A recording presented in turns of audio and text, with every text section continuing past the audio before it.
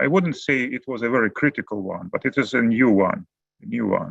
Russia didn't have that kind of capability in terms of the loitering munition like Shahid, with a distance of more than several hundred kilometers.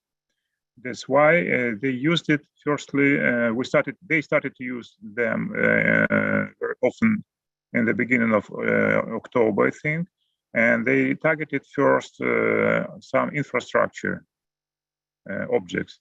And especially during the last several weeks, they sent the swarms of Shahid loitering munition to target our energy system, trying to suppress our generation system, and trying to create problems for our economy. Yes, it was a challenge. We lost up to 30% of our generation capability in Ukraine because of use of not only these drones, but also cruise missiles and other missiles Russia used during the last several weeks. So the problem was that it is a low altitude, I wouldn't say very quiet, but not very visible for air defense drones. And they use remote control operators for targeting the infrastructure or objects deep inside our territories. And this distance control, remote control, means the involvement of satellite communication, GPS navigation, other systems, which are very sophisticated. And it took for several weeks for us to understand the challenge and to find the right solution how to face it. First of all, it's very cheap systems with a price maybe $20,000 per piece. And it's not very economically feasible to use air defense missiles with a price of $50,000 or $100,000 to shoot down these drones. That's why we were looking for solutions how to hit them with artillery or some other means, or maybe jamming. But most important, of course, is to create a system of detection, the early warning for these drones to be monitored, to be targeted, and to be rightly hit by small arms or some not very expensive air defense systems like manpads. And so we spend a lot of time just to creating that system of surveillance and observation using different methods and very known methods and solutions. And now, more or less after several weeks of attacks of these drones, we are very successful with targeting them. In total, our statistics up to the date is that Russians, they used around 412 Shahid type drones against us, and we shot down 316. It's a good effectiveness, and I think in 2 or 3 weeks we will have more or less a very predictable solution how to target Shahid type drones, which are low speed. And they could be observed by our military and civilian people, and they are very noisy because this acoustic phenomenon can contribute to the early detection of these things. At the same time, yes, we expect that Russia will use more advanced systems from Iran, and we are just working on how to strengthen our capability to challenge it, to stop it. We know that the total contract or just obligation between Russia and Iran on Shahid type of drones is around 1,200, 1,300 pieces. And so they deliver them in 200-300 numbers, maybe once in a week or maybe 2 weeks, using Russian ports and other things. But once again, Shahid is not a challenge, I think, for the current conflict in Ukraine in next several weeks or months. So we will have a solution to stop it. We are more concerned about ballistic missiles, which could emerge from Iran in Russia. According to preliminary estimations, there is no exact proof of that, but at the same time, we should be ready. And so that's why we are working now on strengthening our air defense capability. Next to the surveillance system and detection of the drones and cruise missiles, we are working on strengthening our air defense capability together with our partners. We started to receive systems like IRIS from Germany, and also NASAM systems from the United States coming to us. And with other countries, we're in touch on this subject. The IRIS Germany system, for example, is very effective, 100% result, but at the same time, it's very expensive to use against drones. It could be used only against the very expensive cruise missiles or ballistic missiles, but it's not feasible against drones. Against drones, the best effective cost solution is artillery, air defense artillery, small arms, and jamming. All together, combined with the early warning and detection and surveillance systems, it creates a very good, effective system to stop, not to stop, but to challenge this phenomenon.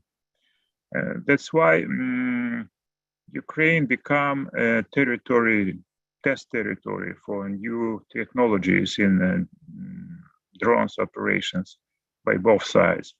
And we have to learn a lot from the lessons learned in this conflict.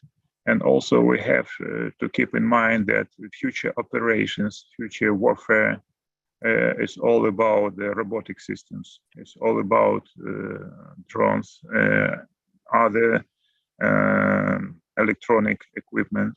It's all about jamming. It's all about very secure communication and radars. That's why we have to invest in that kind of technology. We have to be more creative, and we have to use all the modern knowledge of our engineering, how to face the challenge of this kind of technology. But there are always a solution. There is always a solution to any kind of threat from this part of technology. And we found a lot of very creative things here in Ukraine together with our industry, and also in combination with the capabilities and solutions of our partners. I think it could be possible to stop the threat of especially Shahid type of drones or any kamikaze type of drones in the nearest future. That's the general information I wanted just to give you. But nevertheless, we're still working hard how to stop the kamikaze drone threat to our infrastructure first. It's not about military. It's about civilian people. Thank you.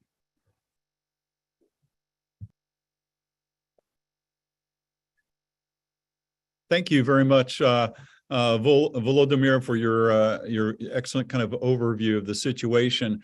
Now we'll get into the actual nitty-gritty of Iranian drone use, and we're going to have Jean Kashapalu give his kind of overview and observations about Iranian drone use. I know that in your writings for Jamestown, Jean, you have mentioned that we should be very careful about exaggerating the strengths of Iranian drones because they do have many weak features to them, and I'm not trying to diminish what Iran is doing, but they are using these many different kinds of techniques in swarming and also being very actively trying to overwhelm Ukrainian air defenses. So Jean, kind of share with us what you're thinking about Iranian drone use against Ukraine. Thank you, Glenn, and greetings to both DC and Ukraine, especially to Ukraine amidst their hard endeavor to defend their country. But actually, I'm going to start with some blockbusters, if you will. First, let's repeat this to understand the level of the threat exposed to the West in the ongoing Russian invasion.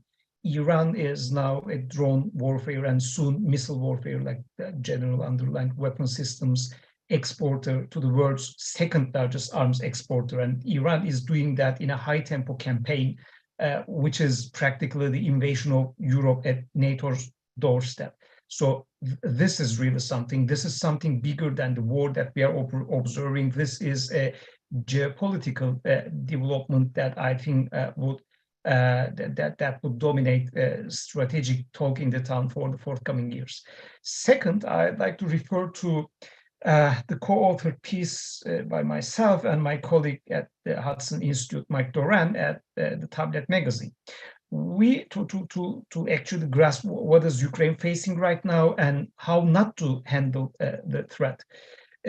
Starting from the first day of Russia using Iranian Shahid 136 and to a lesser extent Mohajer 6, along with cruise missiles and in some cases ballistic missiles, we see that the Ukrainian Defense Ministry rightfully focusing on air and missile defenses, and both the Western strategic community and Ukrainian, both officials and strategic community, are emphasizing how many drones intercepted per day.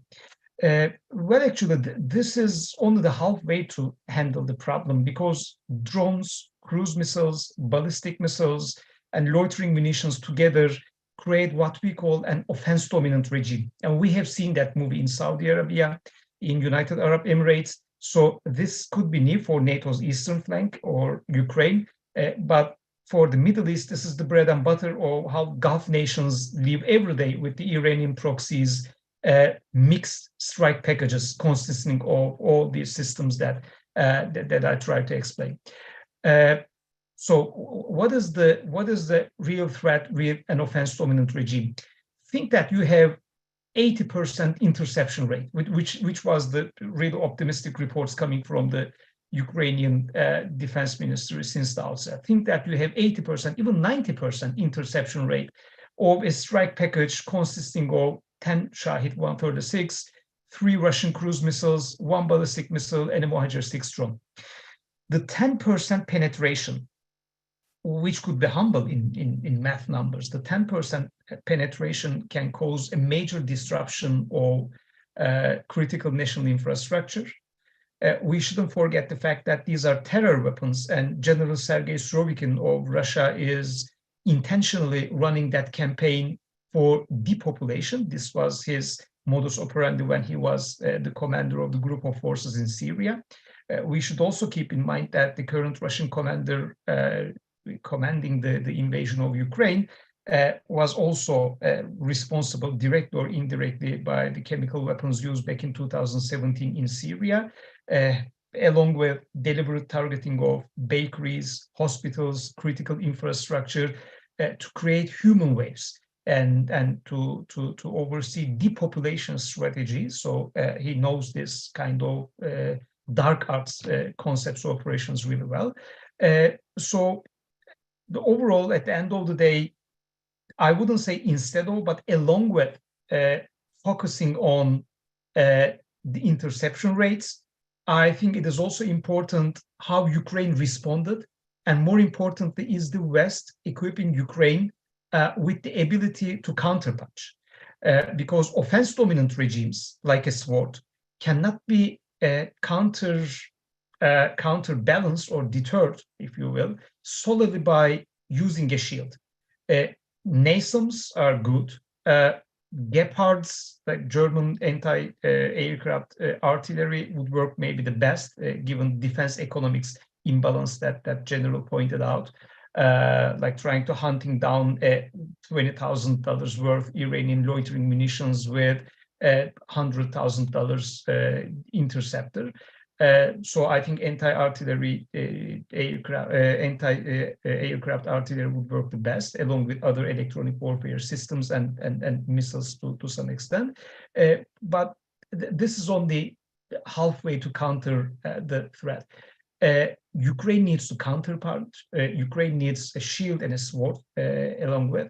And this is ballistic missile configuration in addition to HIMARS. This is maybe an F-16 capability development program for Ukraine. This is long-range fires, but overall, this is not only defensive means. Looking closer at the threat, we see that there is a challenge right now, a fundamental challenge to a line of thought that dominated Washington, D.C. For decades, I would say. So what was the main understanding around Iran? Iran lacking a formidable air power deterrent, and it was a must to refer to the Shah era F-14s, like Iran is still running F-14s, is en masse producing missiles and drones to compensate for conventional shortcomings. Therefore, Iran's missile warfare capacity was perceived as a static force waiting idle in missile silos, solely for strategic defensive means. Well, considering contemporary military realities, that does not make any sense. I mean, not only Ukraine, starting from 2017, Der Zor strike in Syria, 2019, Aramco oil infrastructure strike in Saudi Arabia, 2020 attacks on the US contingent in Iraq, Ain al-Assad base, and February 2022 strikes on the United Arab Emirates, all with all executed by mixed strike packages consisting of drones, loitering munitions, and missiles of all kinds. This was telling that this was actually shouting out loud that Iran was not building a static defensive deterrent. Iran was actually building a battlefield use capability.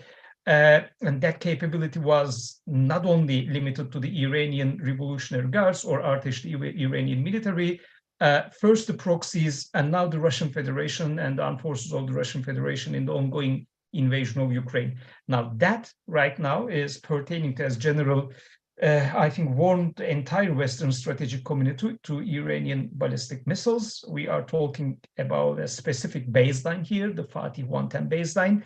Without going into defense geek details, just an overview, we are talking about a solid fuel road mobile family of short-range ballistic missiles based on the rocket DNA. The Zalzal 2 rockets, it is the Soviet free rocket over the ground as known by the Cold War NATO designation. So with the initial batch, we are Fatih 110s, we are talking about 300 kilometers range. With the following Fatih 313, we are talking about 500 kilometers range. The Zulfikar missile baseline, it is the missile that the Iranians used back in 2017 to hit Der Zor, eastern Syria, as around 700 kilometers range. And very recently, they introduced a later variant, which falls under medium-range ballistic missile with more than 1,000 kilometers range, Haj Qasim, named after Quds Forces then Commander Qasim Soleimani. We shouldn't try to assess Iranian ballistic missiles separately from Iranian loitering munitions or Iranian drones, because we are seeing that the Iranians are not only transferring drone warfare or missile warfare assets to the Russians, but also concepts of operations. So the Russians are using these drones and loitering munitions accompanied by cruise missiles. Most probably now they're gonna enhance their strike packages with Iranian ballistic missiles. Again, that pertains to the initial point I tried to highlight, offense dominant regime. So even under the wizardry of 80% interception rates or 90% interception rates, my focus would always be with the remaining 10% to 20% penetration, because that 10% to 20% penetration would suffice to terrorize Ukrainian civilian population, will be adequate to target in a meaningful, destructive way Ukrainian critical infrastructure, and especially for high-value targets like political military decision-making centers, like radar installations, like critical air bases, that kind of mix, and also civilian population centers. That kind of mixed strike packages can really, with the offense-dominant regime characteristics, can really make a destructive impact, unfortunately, for Ukraine. I'm going to repeat myself, but I think this is an important repetition. How to counter the threat? Ballistic missile defenses is a way to counter the threat. As for drones, anti-aircraft artillery, electronic warfare systems, and interceptor missiles are a good way to counter the threat. But this is only like fighting with one arm in a real tough fight. Ukraine has to counterpunch.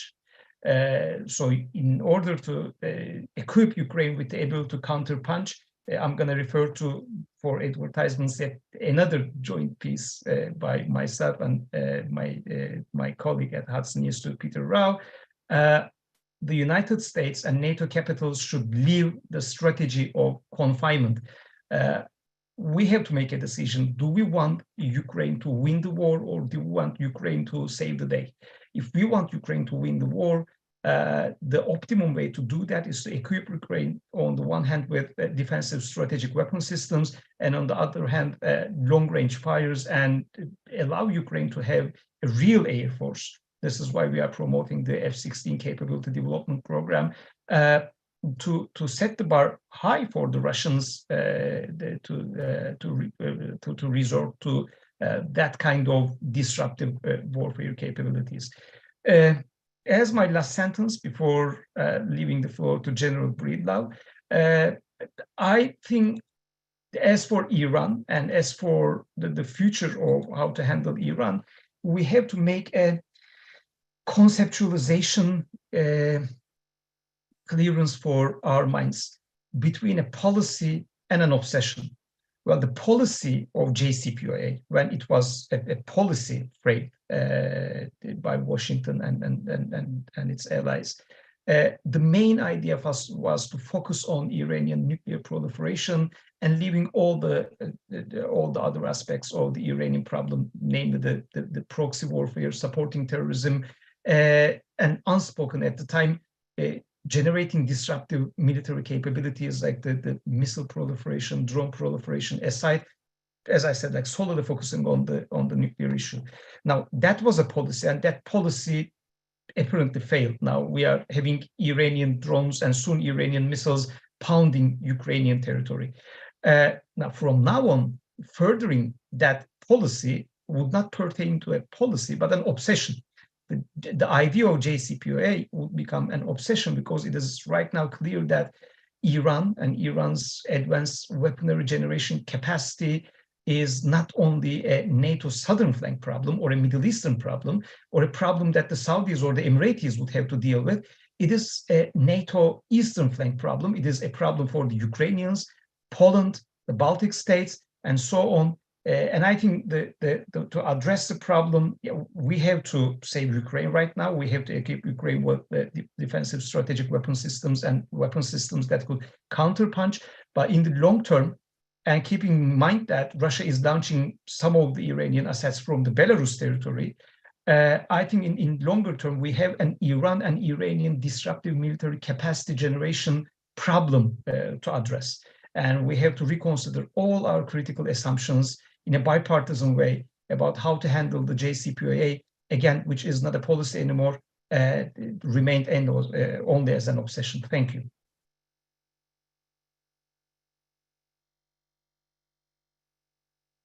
Thank you for that excellent overview, Jean. That's really interesting, and I think it kind of sets the floor for General Breedlove to give his and share his views on this. I think your comment about Ukraine needs a hammer and a shield is really spot on, and I know that's something that General Breedlove has been thinking about quite great detail. So, sir, the floor is yours. So first of all, thanks for having me, Glenn, and it is my distinct pleasure to appear with John and Volodymyr. These are two incredible thinkers about this war. And frankly, we've had some really interesting and incredible commentary on what is actually happening from Volodymyr that has shaped a lot of our thoughts. So it's great to be on stage with these two guys.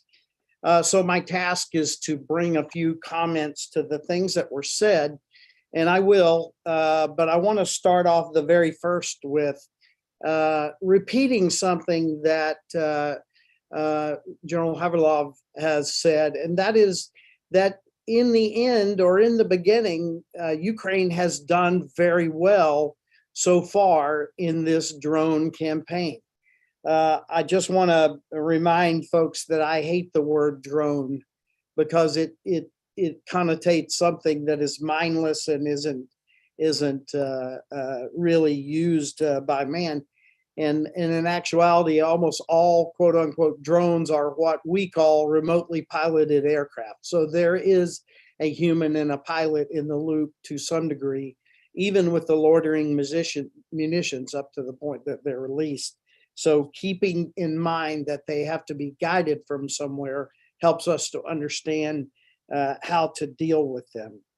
So I will use the term drone because that's what everybody hears, but I just wanted to make my point. So Ukraine has done well, but Ukraine is still taking a lot of damage from these various drones that have been described by both Volodymyr and Jean in this war. And we can, and we the West need to do better at helping Ukraine to get after this problem.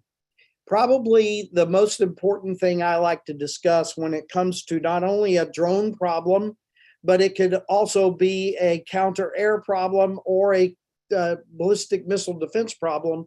And that is that to beat this problem, we need a system of systems.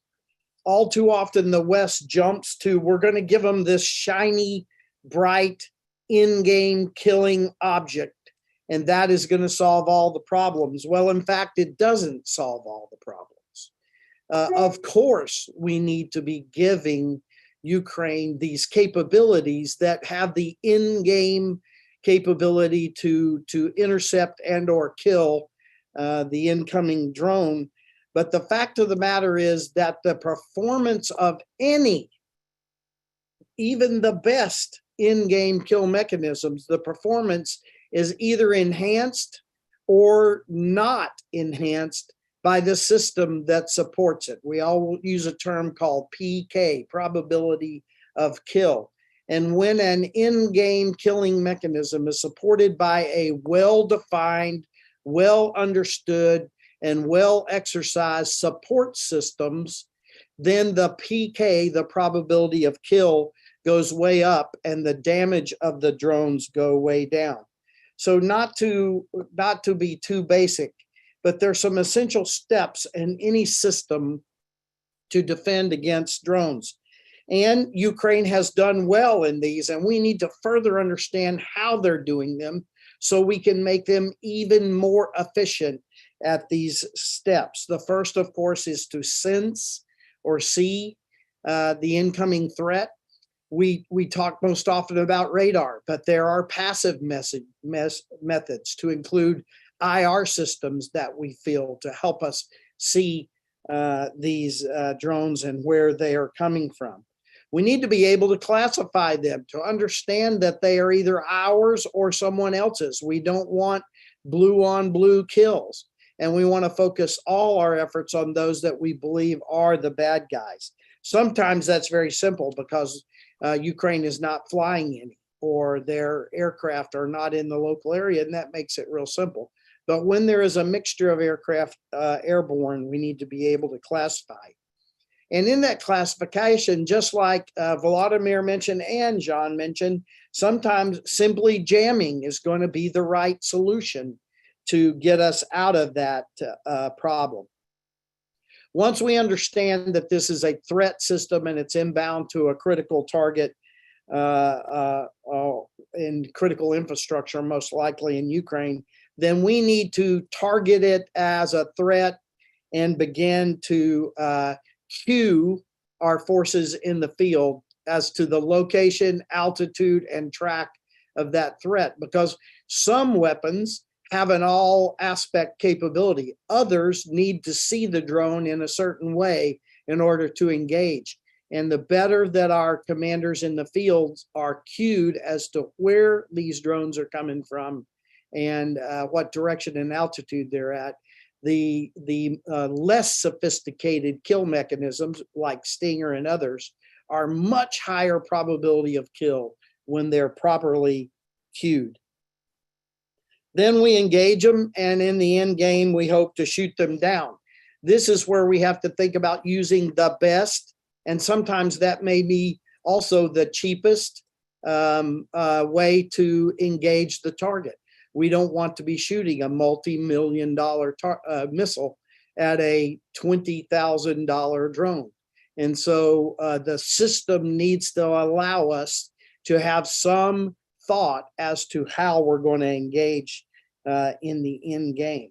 So being able to see, classify, target, and then engage, giving the Ukrainians kit and capability in each of those categories, and then helping to enable already a system they're pretty good at to be better, then we'll get higher probabilities of kill and lower impact by these drones. And that's what I think I would push for as our policymakers in the West are looking how to help Ukraine. And remember that, as I mentioned before, having some density, meaning capacity, and some variety in sensing, in other words, IR sensing, radar sensing, et cetera, some places, some of our forces even have some really excellent audio sensing capabilities. But having a variety and a density in sensing, combined with a variety and density in jamming, because some systems are more susceptible to different kinds of jamming. And then in the end game, as we said, to have a variety and a capacity or density in the type of in-game kill mechanisms. These are the things I think we need to be thinking about. And one thing to also throw out, we need to increase our help to Ukraine today. But some of these things we're talking about in building this system of systems is actually thinking about Ukraine in 5 years, Ukraine in 10 years, Ukraine in 15 years, so that they can absolutely control the airspace over their country from aggressors like Russia. Jean made some really interesting points, and there's just a couple that are near and dear to my heart, so I'm just going to go ahead and repeat them. And that is not only giving Ukraine the ability to defend itself, but as Jean says, giving them the ability to counterpunch. Not only do we have to give them the ability, frankly, we've already given them some ability to counterpunch, but we need to give them the policy and the approval to go ahead and counterpunch. For instance, right now, remember that Russia is firing into Ukraine from the north in Belarus and Belarusian airspace, from the northeast in Russia, from the southeast in Russia, from Crimea, and from the Black Sea. So Russia is firing into Ukraine from all points of the globe. And we are refusing to allow Ukraine to return fire. And that is a policy decision that I think we have to revisit. I agree with Jean. We need to give them the ability to counterpunch. And it's not only about kit, it's about the policy and the endorsement to allow Ukraine to strike back into those areas that it is being freely struck from. We are giving Russia safe haven to fire into Ukraine. And I think this is a bad policy, and it needs to be tested. And the first place I would try that, you've heard, many of you, the conversation about ATACMS. And we understand that the government is not willing right now to give Ukraine ATACMS because they believe that it's too good a capability to strike into Russia, and we can't allow that to happen. Well, why don't we try a test so that the Ukrainians can prove they can be trusted? I know they already can, but in a policy sense to the policymakers, maybe a limited number of ATACMs so that they could strike some of these Iranian drone sites that are in Crimea, we know, and now we understand may also be in Belarus. Maybe we need to give them the ability to strike into those areas with ATACMs to also counterpunch, as Jean said. And Glenn, you said hammer and a shield. I like Jean's connotation better. He said a sword and a shield. I think we need to put that next level of swords in the hand of our Ukrainian brothers and sisters. And I think I'll stop there so we can get to the questions. That's what people really want to do. Thank you. Thank you very much, Phil. That's a great overview. And I would just want to ask you if you could clarify for those non-military experts in our audience what a system of systems is.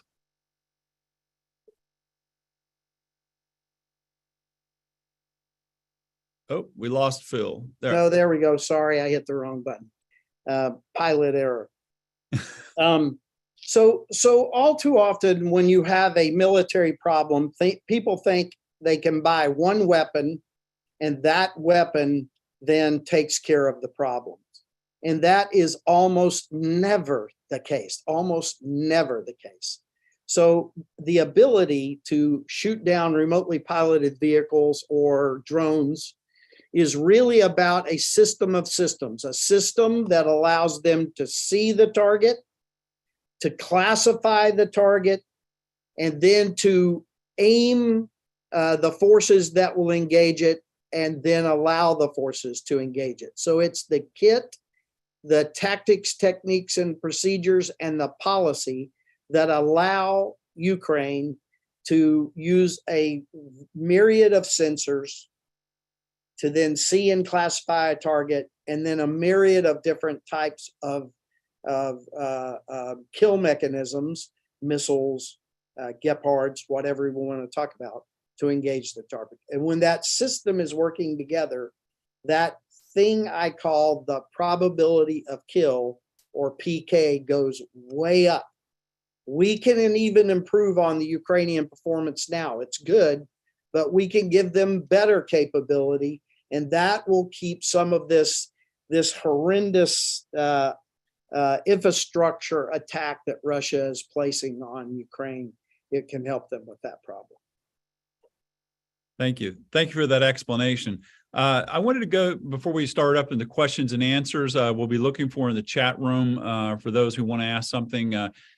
Feel free, you can hit the raise your hand button feature on the chat, and we'll try to call upon you, or we'll ask you to give or look for the question.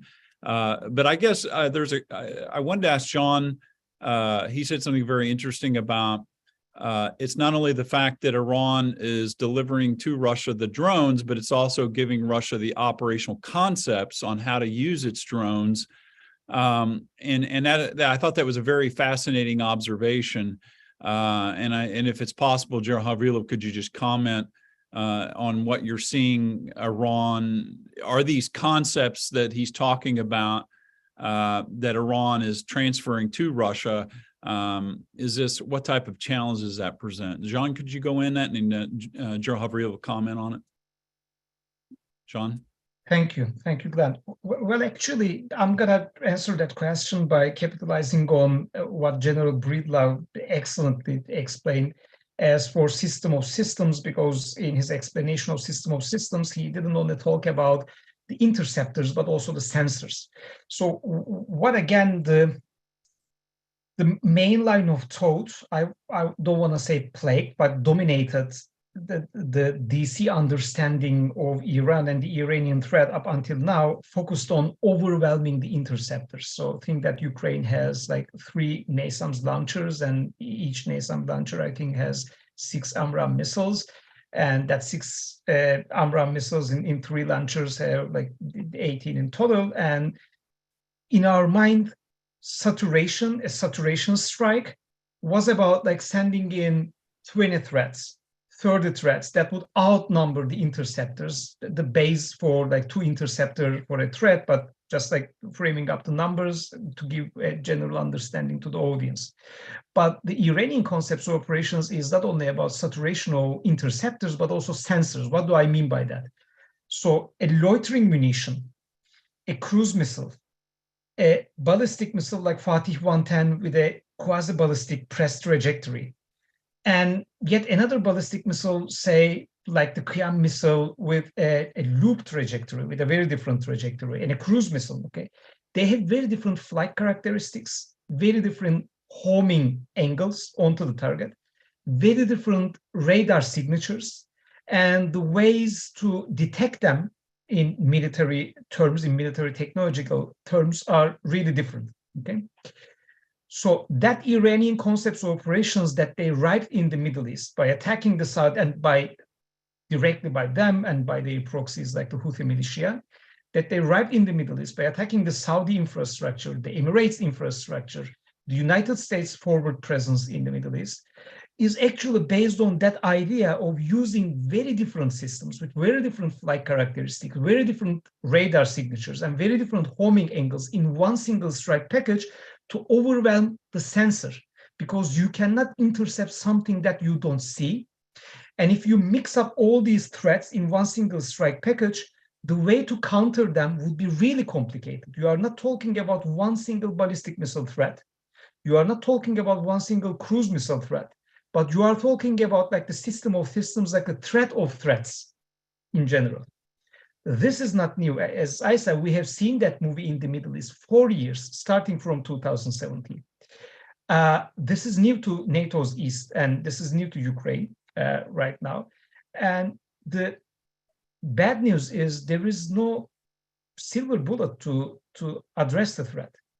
The Saudis, the Emiratis, they were spending billions of dollars on American and European weapon systems. But there is something, again, I'm going to refer to our Tablet magazine publication with Mike Loran. There is a reason why the Chinese dominated Saudi ballistic missile market. And there is a reason why the Chinese also dominated the Emiratis and the Saudis combat drone market, because the Chinese are not only offering air and missile defense systems, they are offering ballistic missiles to Saudi Arabia. They are offering combat drones without MTC, missile technology control regime limitations, or a congressional block to both Saudi Arabia and United Arab Emirates. They are equipping these nations with a sword. And this is the thing. There is no easy way for Ukraine. There is no easy way to intercept a mixed strike package, but there is a way, and the way is counterpunch. I think we have to ask a simple question to ourselves. Up until now, there was one and only NATO nation that did not refrain from equipping Ukraine with what we call MALE class, medium altitude, long endurance class combat drones armed with real munitions. That is Turkey, Bayraktar TB2, that worked really miracles at the outset of the war. There is a question that we should ask ourselves. Iran is equipping Russia and Belarus with combat drones. Europe and United States is still not doing the same for Ukraine. Why is that gap? Why we are not showing what it takes to follow suit and do what Iran does to support its ally in that war? And the stakes for Iran is way higher compared to the risk that the United States or the Europeans would take. I think that this is the key intel question we have to focus on right now. Thank you. Jahabrilov, did you want to comment? This drone phenomenon in the warfare, modern warfare, is not something very special. And we understood from our experience that the most important to have a system of detection, early warning, and just to understand and know exactly where the targets are. And if you are aware, if you are good in situational awareness, there is no problem to shoot down these kind of drones with very simple things like light arms or man pads.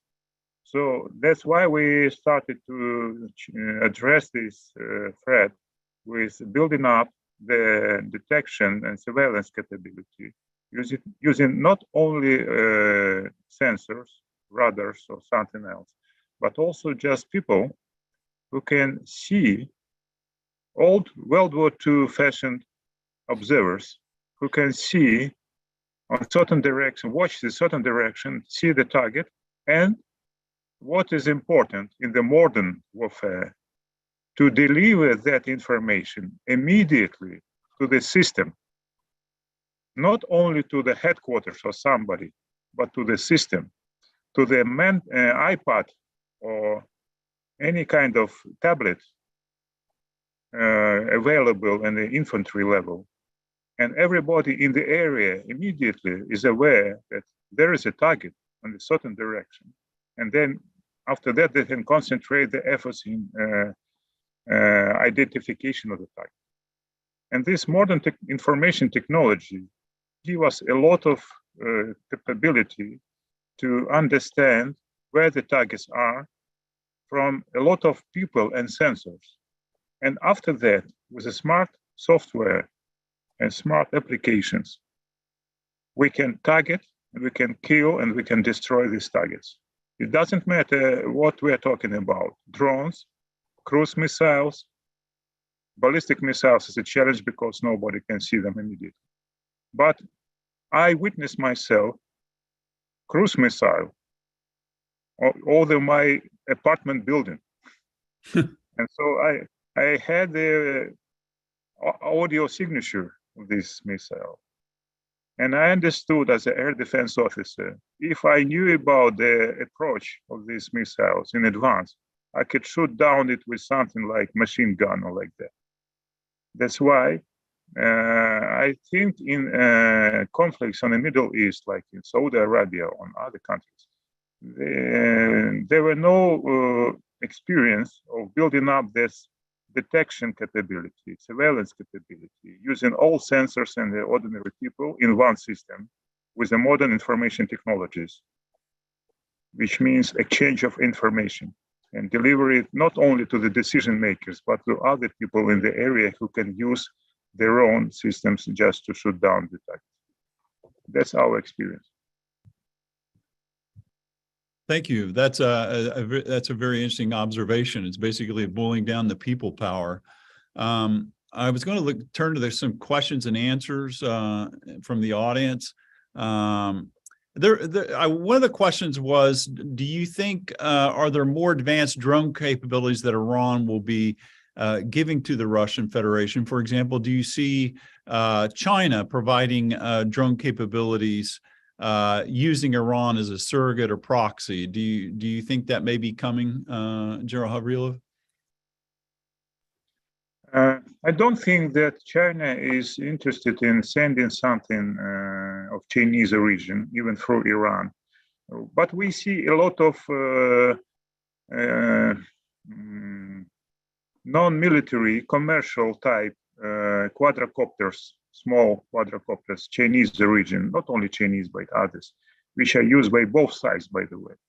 But talking about the military designed systems, I'm not sure China is interested in sending them to this war. Of course, some components from China could be used by Iran or Russia to manufacture their own designs. But on purpose, I don't think that China is interested in escalating this conflict. Thank you. There were some questions too. Let's see, I'm going to continue to look here.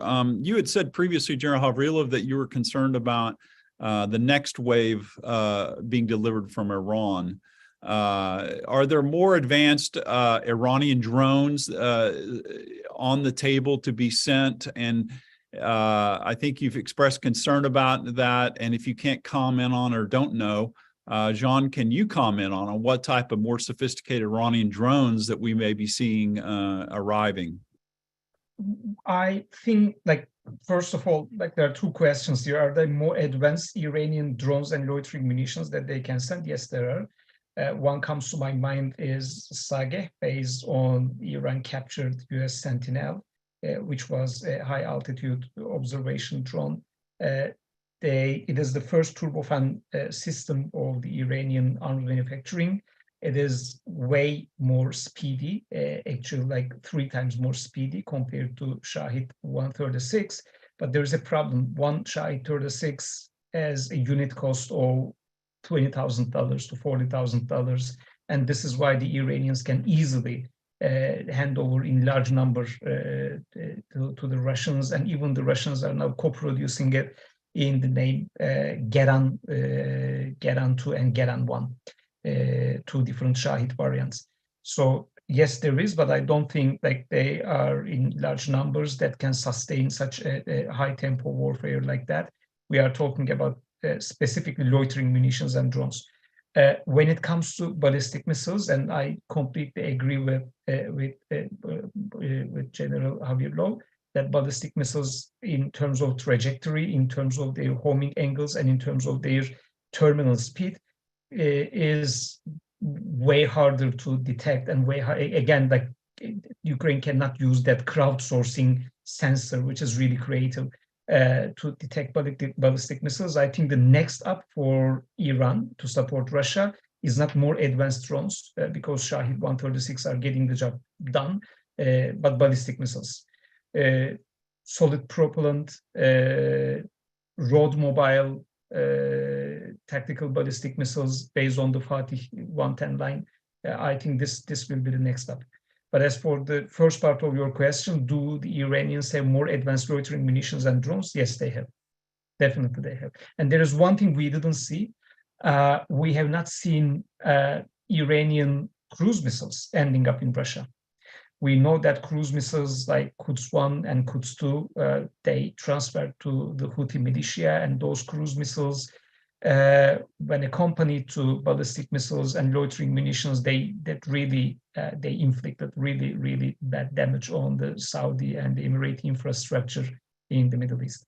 And this is something that we haven't seen. I don't know, of course, the beyond the limits of open source intelligence, if General Habibullah and his units, his combat formations, came across with Iran origin cruise missiles in the Ukrainian battleground. But so far, within the limits of open source intelligence, we have detected Iranian conventional drones like Mohajer 6, Iranian loitering munitions, at least 2 to 3 different types. There are news about Iranian ballistic missiles, but not Iranian cruise missiles. I think an alternative next step would also be incorporating Iranian cruise missile capabilities into the Russian missile warfare efforts. Phil, do you have any comment? Or General Havrilov, did you want to, any other? That's. No, I totally agree, John, that we still, up to date, we only see some ordinary loitering drones, and yes, we are very concerned about possible ballistic missile delivery from Iran to Russia. We didn't see any effects of cruise missiles from Iran in this war, and no episodes on that.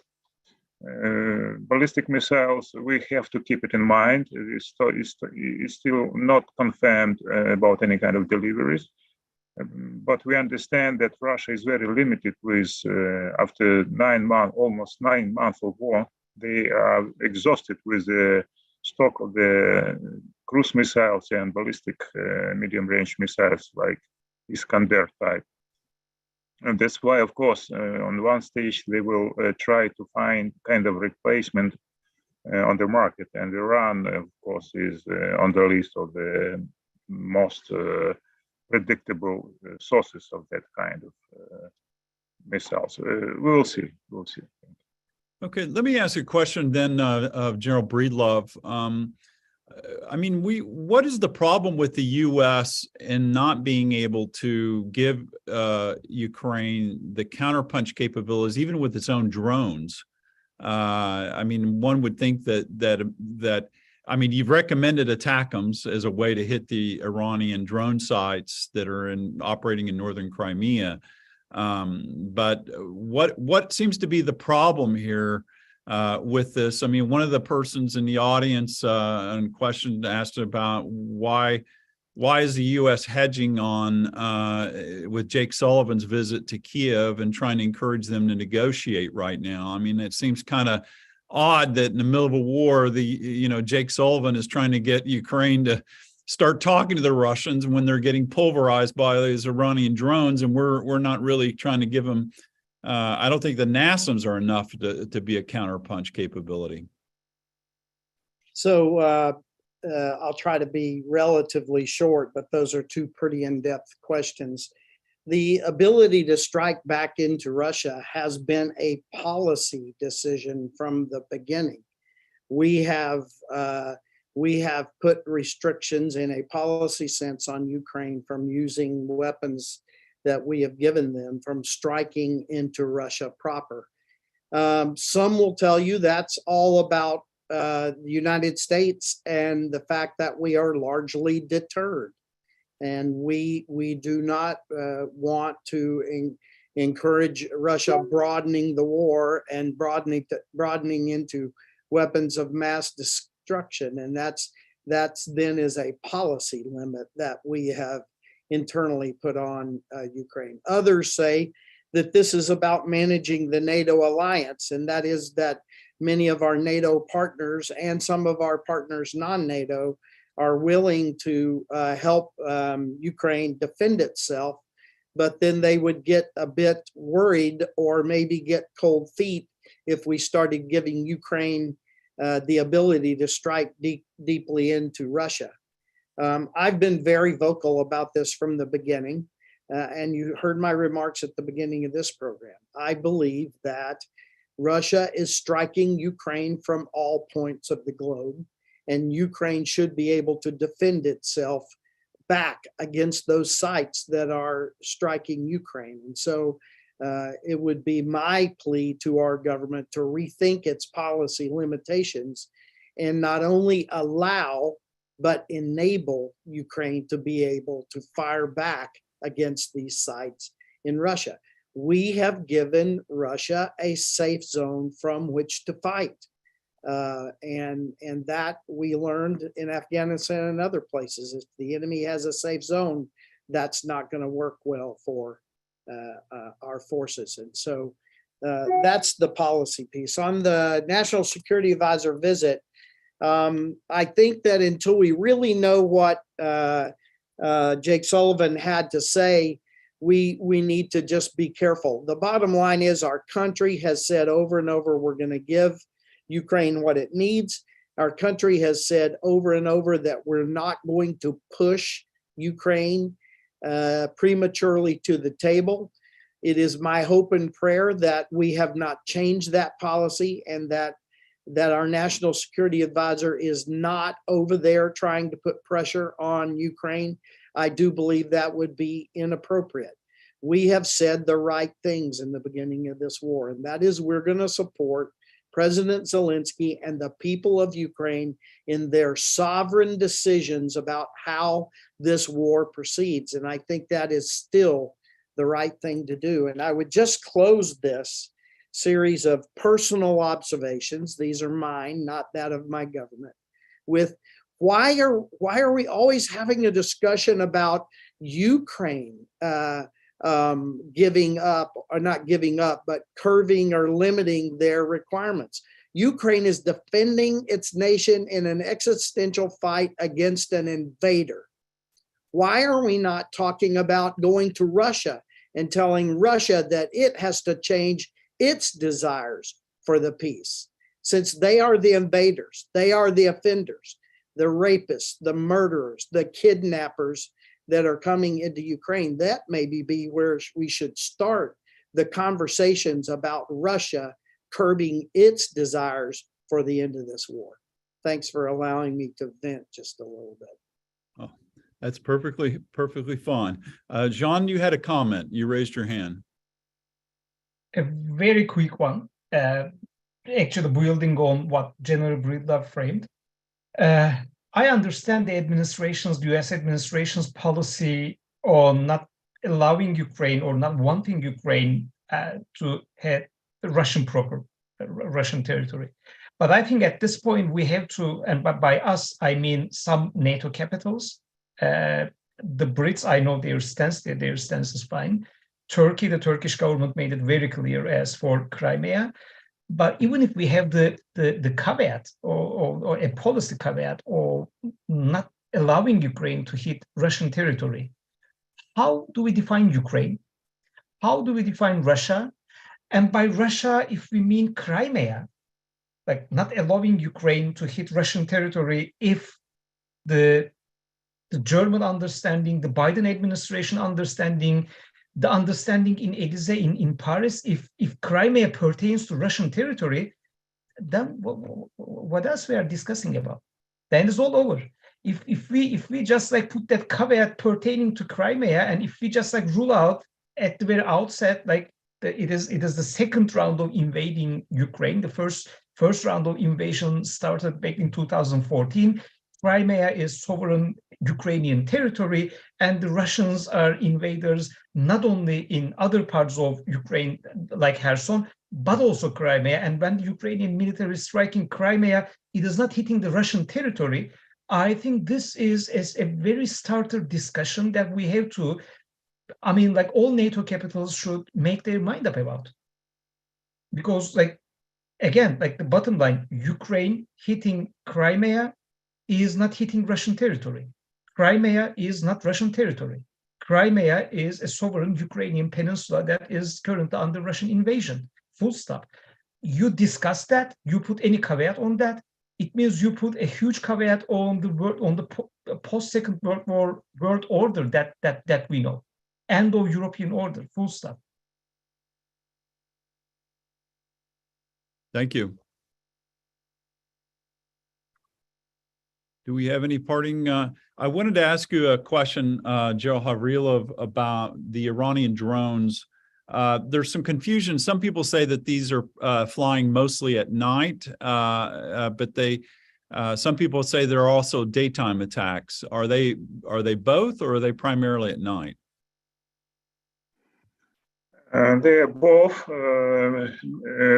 Majority is flying at daytime because it's easier to control by operators.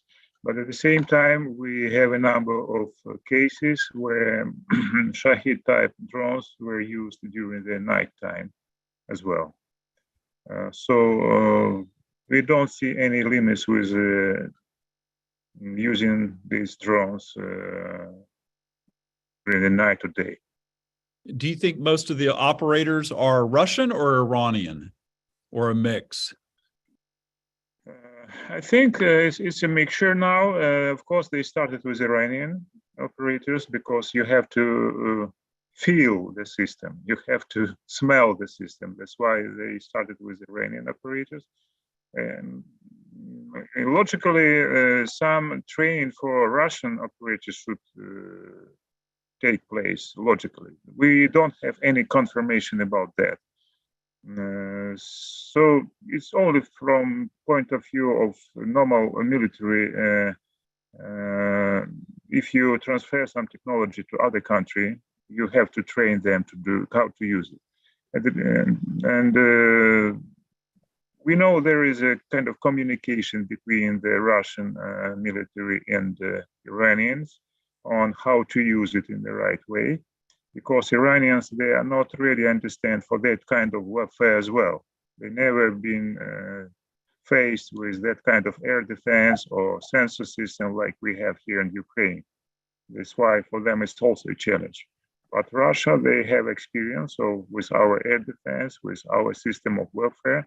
That's why there was a kind of, I think, a kind of combination of some kind of technical expertise provided by Iranians and some tactical things provided by Russian military. Thank you. Well, I appreciate everybody's time and effort and all our people that have listened in today. Some of our other panelists have other meetings today, and we'd like to go ahead and finish and wrap it up. And we appreciate General Havrilov taking time with the war to be able to speak to our audience today and also be and to share his thoughts as much as possible. So on behalf of the Jamestown Foundation, I thank you. We'll be posting this to YouTube, and we'll appreciate you joining us again in the near future. This is a subject that we'll be continuing to look at. So everyone, thank you very much and have a good day, and we hope to see you again.